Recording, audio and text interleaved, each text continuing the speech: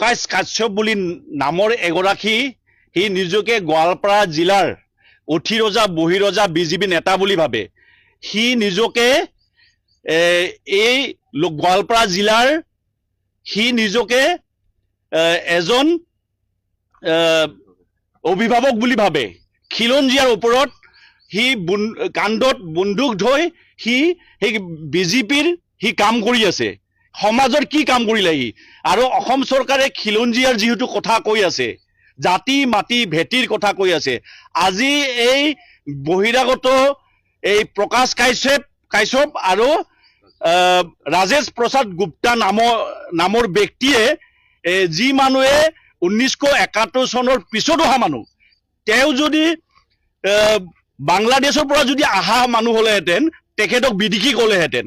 তেওঁ হ'ল বহিৰাজ্যৰ পৰা অহা মানুহ, তেওঁ বহিৰাজ্যৰ পৰা অহা মানুহ মানে বহিৰাগত।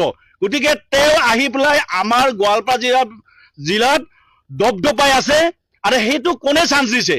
আৰু আমাৰ এই বলাইখামাৰ ৰাজগাঁৱত তেখেতে 38 বিঘা মাটি নিজক 38 বিঘা মাটি নিজক ইয়াৰ খিলঞ্জীয়া মানুহক নজনা কৰি যুগ যুগ ধৰি বসবাস কৰা ভোগ দখল কৰা মানুহৰ মাটি সি